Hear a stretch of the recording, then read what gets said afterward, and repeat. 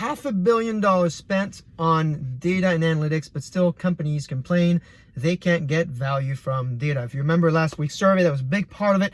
Where does the problem come from? Culture, technology. It turns out only 10% of companies complain that they have an issue with technology. So this week we're going to drill into this.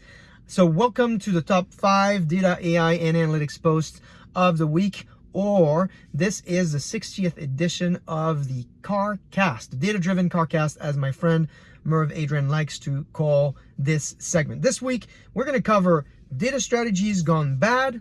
We're going to cover how to fix them. We're going to talk about culture issues and data governance. And we're also going to celebrate some great data analytics heroes. So stick until the end of this to find out who they are so you can connect with them. Because this is the whole point of these videos, is of course update you on what's the most important items that occurred throughout the week, but also make sure that you connect either by linking, liking, sharing, tagging people. This week I saw in real time Miles and Lori and Scott connect on the topic of data governance, and I was included in a conversation with them where they actually helped each other from a business standpoint. So hopefully they can help each other at work and create business for each other. So make sure you continue to engage because it helps us learn from each other and helps us create a great community.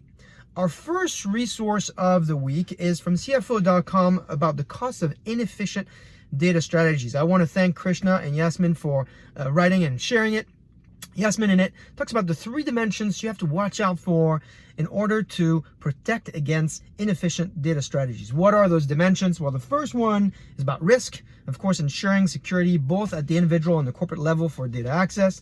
Second one is about money and decreasing the cost of customer acquisition by better use of data. But the last one I think is probably most important is time. There's multiple dimensions to time. There is time wasted researching and finding the right data. Time spent not making the right decisions because you're expecting perfect data, but in fact, directional insights are enough for you to move forward. And the deadly one, I think, is the time and the cost incurred when you make the wrong decisions. In fact, a few years ago, I was talking to a customer and asking them, how do you value the value of data? And they looked at the cost of making the wrong decision. For them, it was $50,000. Making the wrong decision cost them $50,000, 50. So I want to know from you, what do you think the cost of making the right decision is costing your team and your organization? So put a comment in there and let's start a debate on that. Now, of course, if you're interested in helping your people, your friends, colleagues make better decisions, I want to highlight a book this week. This book here, The Art of Statistics, Learning from Data from David Spiegelhalter. This is not a math book. This is not a stats book. This is actually a very fun and practical book to read. If you liked Freakonomics, for instance, think about it the same way. Some great storytelling, some great facts, but also models in it to help you make better decisions. There's one model I want to highlight in this book, and hopefully you can get a copy and learn from it. It's what's called the PPDAC model. It stands for Problem, Plan, Data, Analysis, and Conclusion. PPDAC. A great little book that will be fun. It's got some great storytelling, short chapters. I tend to read my books backwards, so this one has summaries at the end of the chapters, which really makes reading the book a breeze, and it's super interesting, at least if you're into data like I am.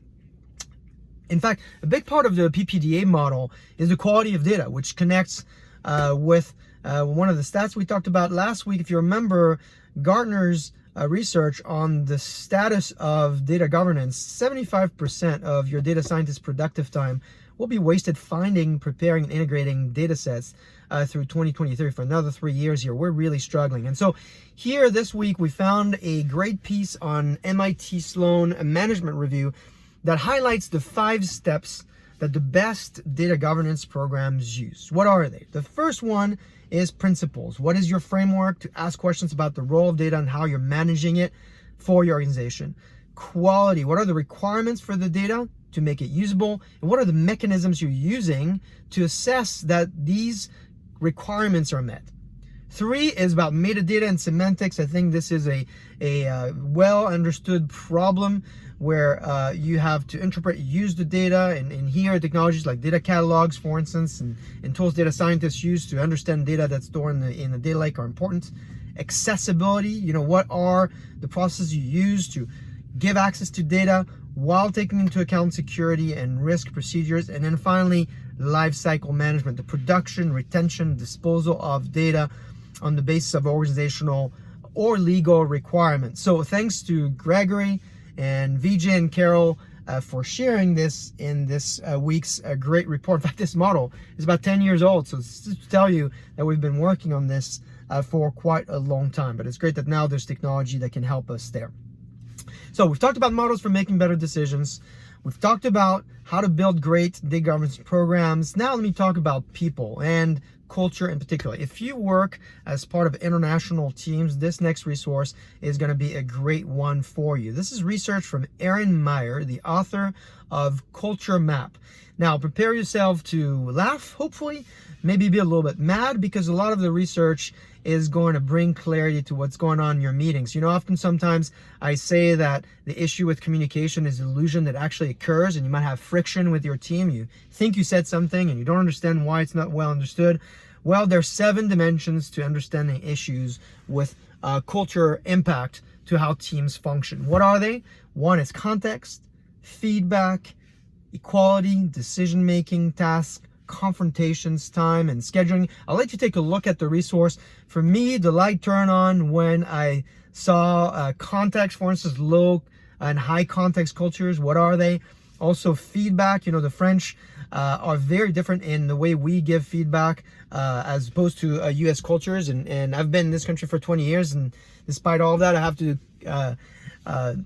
to say that I still struggle with this. So hopefully it will make you smile, and it'll be entertaining as you prepare for next week. I'll tell you one thing that always makes me smile for sure are the great data people that I connect every week with. And so you saw me over the last past weeks. You know, I connected with Alexa from Bluecore, Ed from AutoTrader, and Fabrice, and Daniel, and Nikhil, and Eric, and Priyanka. And this past week, I had the opportunity to talk to Casey. She is Google's chief decision scientist. We talked about analytics, how to structure data science and analytics teams. We got a 5-minute and a 20-minute conversation video for you. I've published them on my blog. I hope that you'll have as much fun watching those videos as we did doing those interviews.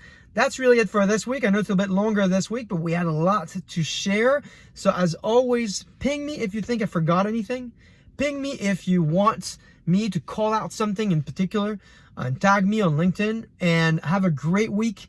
Stay data driven. Share this with as many people as you can so we can build the biggest and the fastest learning data and analytics community. I will see you next week.